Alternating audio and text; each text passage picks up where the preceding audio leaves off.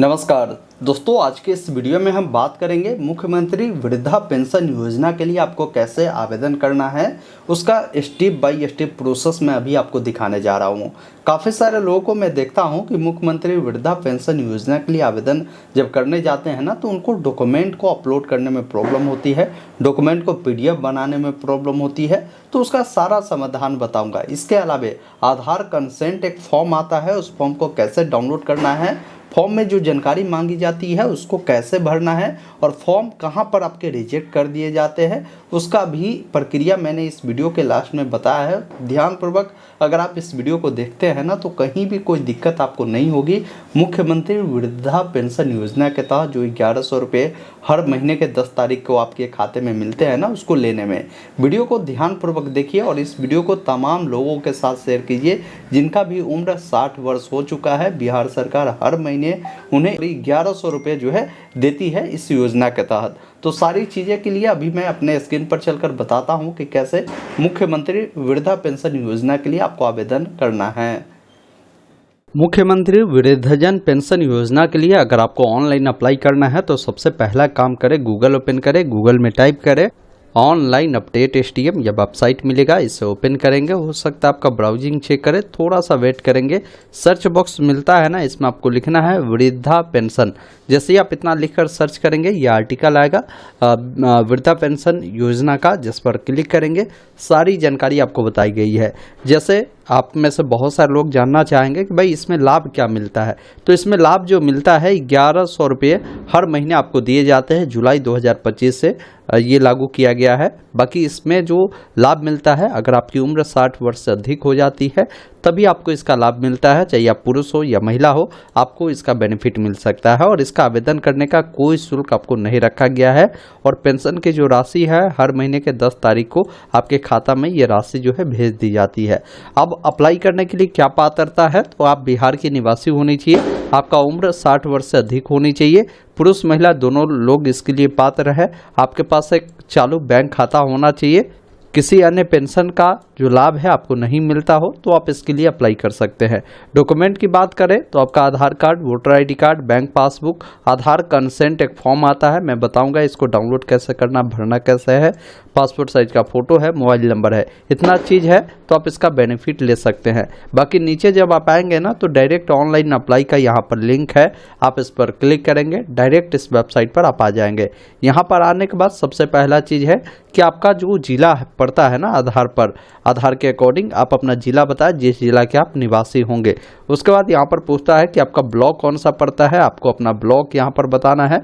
उसके बाद स्कीम में आपका मुख्यमंत्री वृद्धजन पेंशन योजना ही रहेगा, इसको सेलेक्ट ही रहने देना है। जो भी आपका ये वोटर ID कार्ड नंबर है ना, उसको आपको डालना है। अगर मान लीजिए वोटर ID कार्ड नंबर आपको नहीं पता है, उसको सर्च करना है, तो click here to verify voter detail पर आप क्लिक करेंगे। यहाँ पर ये इस प्रकार इंटरफेस आएगा। एडवांस पर आकर प्रोसीड वाले विकल्प पर क्लिक करेंगे तो आप यहाँ से भी आप अपने EPIK की जानकारी खोज सकते हैं। EPIK नंबर से, या आप चाहते हैं अपने डिटेल को डालकर, नाम को डालकर, अपना मोबाइल नंबर को डालकर, कई सारे ऑप्शन है, कोई भी माध्यम से आप अपना वोटर ID कार्ड का नंबर यहाँ पर डालेंगे। फिर वोटर ID कार्ड पर आपका जो भी नाम है, जैसा भी, उस अकॉर्डिंग आपको अपना नाम लिखना है। फिर यहाँ पर आपका जो भी आधार नंबर है उसको फिल करना है। फिर पूछता है कि आधार के अनुसार आपका नाम जो भी है आपको लिखना है, जैसे भी स्पेलिंग हो वैसे ही लिखिएगा। फिर आधार पर जो भी आपका डेट ऑफ बर्थ है वो क्या है, यहाँ पर कैलेंडर आपको मिल जाएगा। सबसे पहले जो भी आपका साल हो, ध्यान रखिएगा अभी जो है 1965 तक जिनका उम्र है वो कर सकते हैं। जैसे ही ये साल बदलेगा 1966 हो जाएगा, तो 1966 वाले लोग भी अप्लाई कर सकते हैं। तो अभी आपको देखना है कि आपका क्या है डेट ऑफ बर्थ का ईयर, साथ में कौन सा मंथ है और कौन सा डेट है, उसको इस अकॉर्डिंग आप चयन करेंगे। उसके बाद देखिए एक ऑप्शन यहाँ पर मिलता है वैलिडेट आधार, यानी आधार सत्यापित करें, जिस पर आपको क्लिक करना है। नोट में इन्होंने लिखा है कि हमेशा आवेदन को आधार के नाम, जन्म तिथि और जिला के अनुसार स्वीकार किया जाएगा। मतलब जो आपके आवेदन स्वीकार होंगे ना आधार के अकॉर्डिंग होता है, तो आधार वाला जानकारी खासकर आपको गलत नहीं देना है। इस प्रकार देखेंगे ना, आपका जो आधार है सक्सेसफुली वेरीफाई होता है। अब उसके बाद नीचे में देखिए एक ऑप्शन आपको मिलता है प्रोसीड का, जिस पर आपको क्लिक करना है। अब जैसे प्रोसीड पर आप क्लिक करते हैं, अगले स्टेप में आप आ जाते हैं जहां पर आपके सामने इसका फॉर्म खुलता है। जैसे स्कीम आपका पहले से सिलेक्ट रहेगा, बेनिफिशियरी का नाम देखने को मिलेगा, उनके जो भी पिता है या कोई महिला है तो उनके पति का जो नाम है आपको लिखना है, उनके माता जी का जो नाम है यहाँ पर आपको लिखना है, उनकी उम्र क्या हो रही है वो देखने को आपको मिलता है। बाकी जेंडर बताना है कि जो आवेदक है वो पुरुष है या महिला है, वो चीज़ें बताना है। जहाँ पर ये रेड में स्टार बना है ना वो जानकारी देना ही देना है। स्टार जहाँ नहीं बना है वो जानकारी आप छोड़ सकते हैं।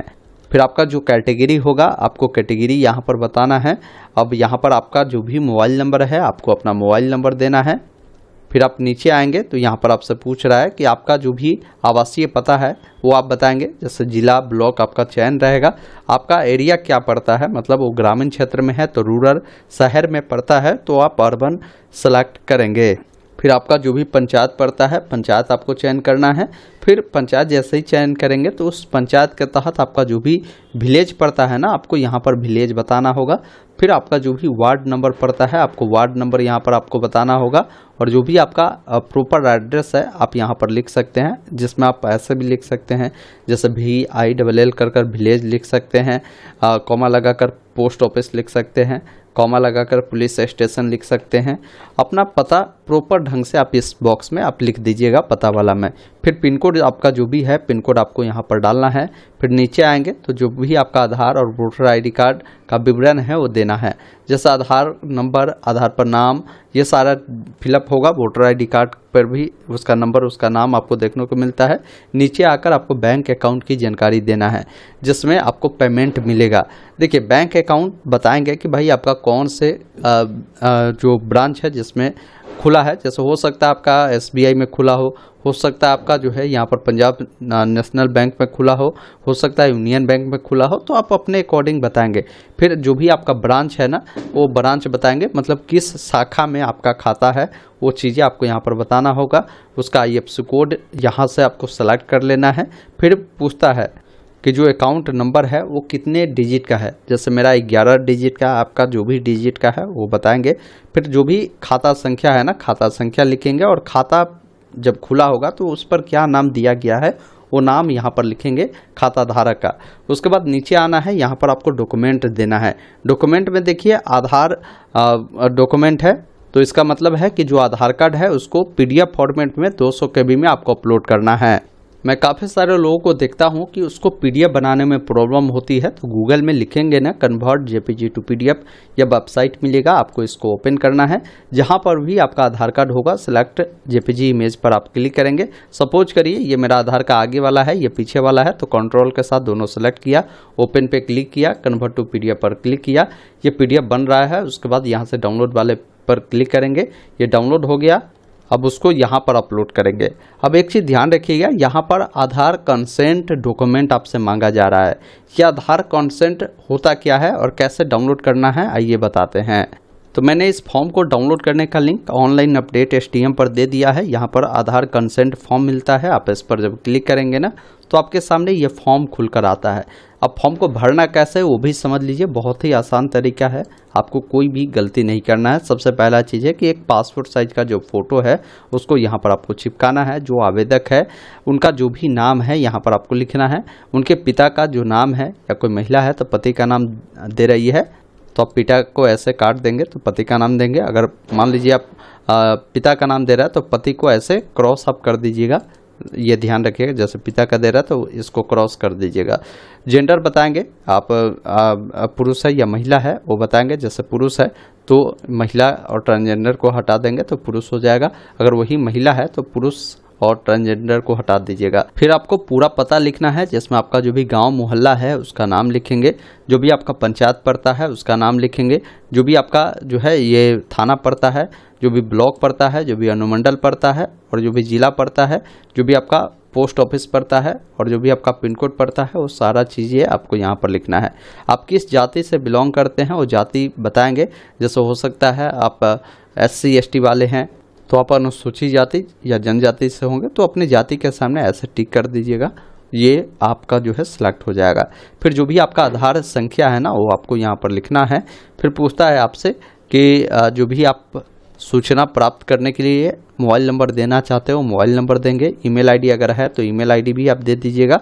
फिर आवेदक का पहचान चिन्ह पूछ रहा है, तो इसका मतलब ये हुआ कि कोई व्यक्ति जो अप्लाई कर रहा है उनके शरीर में कोई ऐसा निशान हो जिससे उससे पहचाना जा सके, चाहे वो कटा का हो, जला का हो, वो चीज़ें आप यहाँ पर आप लिख सकते हैं। बाकी यहाँ पर पूछ रहा है कि आधार सीडेड बैंक खाता का विवरण आप दीजिए। तो जो भी आपके अकाउंट है ना वो आधार सीडेड होना चाहिए। तो जो भी बैंक खाता है आपका वो अकाउंट नंबर यहाँ पर देंगे, उसका IFSC कोड यहाँ पर आपको लिखना है, वो शाखा जो है कहाँ का है, मतलब जो अकाउंट खुला है किस ब्रांच में खुला है, शाखा का क्या कोड है वो बताएंगे। ये सारा डिटेल आपके पासबुक पर मिल जाते हैं, ये आपको ध्यान रखिएगा। नोट में बताया है कि बैंक खाता आवेदक के नाम से होना चाहिए, संयुक्त खाता जो है मान्य नहीं होगा, ये ध्यान रखिएगा। बाकी आपकी आयु पूछ रहा है, तो उम्र आप अपने आधार के अनुसार जितने साल का हो रहा है वो आपको यहाँ पर लिखना है। फिर 11 नंबर में आप ये चीज़ घोषणा करते हैं कि हमारी उम्र जो है 60 वर्ष से अधिक हो चुका है, जिसमें आपको अपना नाम लिखना है, अपना जिला का नाम यहाँ पर लिखना है। फिर जो भी आवेदक करता है ना, यानी जो अप्लाई कर रहा है वो अगर सिग्नेचर करता तो सिग्नेचर करेगा, अंगूठा लगाता तो अंगूठा का यहाँ पर निशान लगा देगा, किस डेट को फॉर्म भर रहा है और डेट आप यहाँ पर लिखेंगे। उसके बाद एक फॉर्म और है, 2 फॉर्म, एक सहमति पत्र 2 है और एक सहमति पत्र 1, ये दोनों भरना होगा। तो पहले समझिए सहमति पत्र 1 कैसे भरना है। इसमें भी आपको अपना नाम लिखना है, जैसे भी आपके डॉक्यूमेंट पर नाम हो उस अकॉर्डिंग आपको आधार नंबर लिखना है, मोबाइल नंबर लिखना है। उसके बाद अगर आप सिग्नेचर करते तो सिग्नेचर, नहीं तो अंगूठा का निशान करते तो अंगूठा का निशान आप इसमें करेंगे। फिर किस डेट को ये फॉर्म भर रहे हैं वो आपको लिखना है। फिर आपको अपना नाम पूरा पता लिख देंगे और पहचानकर्ता में आपको जो है इस फॉर्म को वेरीफाई करवाना होगा। ये किससे वेरीफाई करवाना है, तो जो आपके जन प्रतिनिधि है, जैसे वार्ड है तो वार्ड का सिग्नेचर करवा लीजिएगा, मुखिया है तो मुखिया से करवा सकते हैं, पंचायत समिति से करवा सकते हैं, पंच से करवा सकते हैं। तो कोई जन प्रतिनिधि होना चाहिए आपके पंचायत का, उनसे सिग्नेचर करवाइए, कोई एक व्यक्ति से, उनका क्या नाम है, उनका क्या पता है वो आप करवा लीजिएगा। और मोहर हो सके तो मोहर भी इस पर आप लगवा दीजिएगा। तो ये सहमति पत्र 1 आपका कंप्लीट होता है। फिर सहमति पत्र 2 आता है, इसको भी भरना है, जिसमें सबसे पहला चीज़ है कि आपका जो भी बैंक में खाता है यहाँ पर बैंक आप नाम लिख दीजिएगा। फिर जो भी खाता जहाँ भी है वो ब्रांच का नाम लिख दीजिएगा। उसके बाद जिस डेट को फॉर्म भर रहे हैं और डेट लिखेंगे। फिर यहाँ पर विषय में मेरा खाता से संधारित बैंक संख्या यानी अकाउंट नंबर जो भी है वो अकाउंट नंबर आपको देना है। फिर यहाँ पर बताएंगे कि आपका जो बैंक अकाउंट है किस शाखा में है, शाखा का नाम, बैंक अकाउंट नंबर आपको यहाँ पर देना है। फिर आपको नीचे आना है, आपको अपना आधार नंबर देना है। उसके बाद आधार पर जो भी नाम जैसे भी आपका है नाम आप लिखेंगे। फिर जो भी खाता धारक है वो जैसे भी बैंक में अपना साइन मोहर करता है ना, अगर साइन करता तो साइन, अंगूठा लगाते तो अंगूठा लगाएंगे। फिर यहाँ पर पूछ रहा है कि जो भी नाम है खाता धारक, उनका नाम, मोबाइल नंबर, ईमेल आईडी आपको देना है और इसके साथ आधार कार्ड को भी प्रमाणित कर आपको अटैच करना होगा। और इस फॉर्म को जो आपके ये है ना सहमति पत्र 2, इसको लेकर आपको कहाँ जाना होगा, अपने बैंक में जाना होगा। बैंक के द्वारा ये जानकारी जो है भरी जाएगी। यहाँ पर लिखा हुआ है बैंक उपयोग के लिए। बैंक ये जानकारी भरकर बैंक का जो भी मैनेजर हो या जो भी स्टाफ हो वो अपना सिग्नेचर मोहर कर वेरीफाई कर देगा। तो इन तीनों फॉर्म को आपको अपलोड करना है। जैसा कि मैंने बताया कि आधार कंसेंट एक जो है यहाँ पर ऑप्शन है जिसमें आपको ये तीनों फॉर्म को एक PDF बनाकर अपलोड करना है। उसके बाद यहाँ पर आपको अपना बैंक पासबुक भी अपलोड करना है। उसके बाद आपको यहाँ पर अपना जो है पासपोर्ट साइज का फ़ोटो जो कि 30 से लेकर 50 KB के अंदर में रहेगा वो अपलोड करना है। अपना वोटर ID कार्ड यहाँ पर अपलोड करना है, कंसेंट देना है, चेक बॉक्स पर टिक कर सबमिट एप्लीकेशन डिटेल पर आपको क्लिक करना है। उसके बाद आपसे पूछेगा आप श्योर है इसे फाइनल सबमिट करना चाहते हैं, आप ओके वाले विकल्प पर क्लिक करेंगे। अब जैसे ही ओके वाले विकल्प पर आप क्लिक करते हैं आपका जो डाटा है वो सक्सेसफुली देखेंगे ना यहाँ पर सेव होता है और आपको एक बेनिफिशियरी ID मिल जाता है।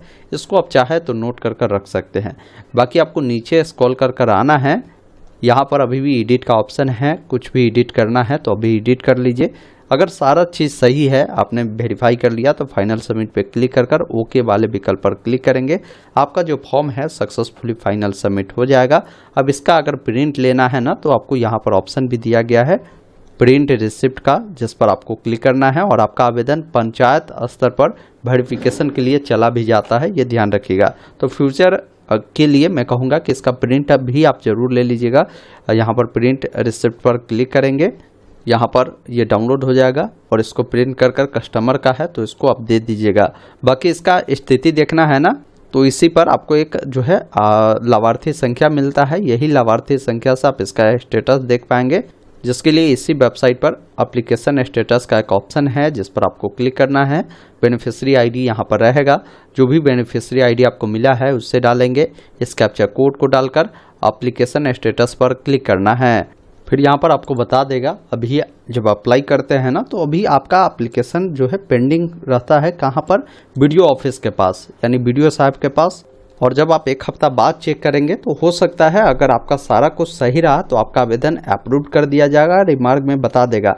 अब अगर आपका आवेदन में कहीं भी कोई गलती पाया जाएगा तो स्टेटस में देखिए बता भी देगा कि आपका फॉर्म वीडियो साहब ने रिजेक्ट किया है। रिजेक्ट करने का कारण क्या है, तो इनका बताया गया कि आधार पर और वोटर आईडी कार्ड पर जो एज है वो डिफरेंस है। तो कभी भी आप अप्लाई करते हैं ना, तो अगर आधार पर जो भी डेट ऑफ बर्थ है वैसा वोटर आईडी कार्ड पर नहीं है तो वोटर आईडी कार्ड पर एज को आप चेंज कर लीजिए, उसको सुधार कर लीजिए। बहुत ही सिंपल है, आधार के बिहार पर आप इसको करेक्शन कर सकते हैं, तब अप्लाई कीजिए, नहीं तो फॉर्म आपका ऐसे ही जो है आपका भी रिजेक्ट कर दिए जाएंगे। दोस्तों अभी आपने देखा, मैंने आपको स्टेप बाय स्टेप बताया कि कैसे मुख्यमंत्री वृद्धा पेंशन योजना के लिए जो 1100 रुपया मिलता है ना, इसके लिए आवेदन करना है। आवेदन कर देने के बाद आपको कहीं भी फॉर्म को भेजने की ज़रूरत नहीं होता है, समय समय पर आपको स्टेटस देखना है। खास बात ध्यान रखें कि जो भी वोटर आईडी कार्ड दे रहा है, आधार कार्ड दे रहा है, इस पर नाम, डेट ऑफ बर्थ, ये सारा बिल्कुल सही होना चाहिए। अगर गलत होगा तो रिजेक्ट भी कर दिए जाएंगे, ये ध्यान रखिएगा। अगर आप वोटर आईडी कार्ड में सुधार करना चाहते हैं, यहाँ वीडियो मिलेगा, देखकर सुधार कर लीजिए। धन्यवाद, जय हिंद।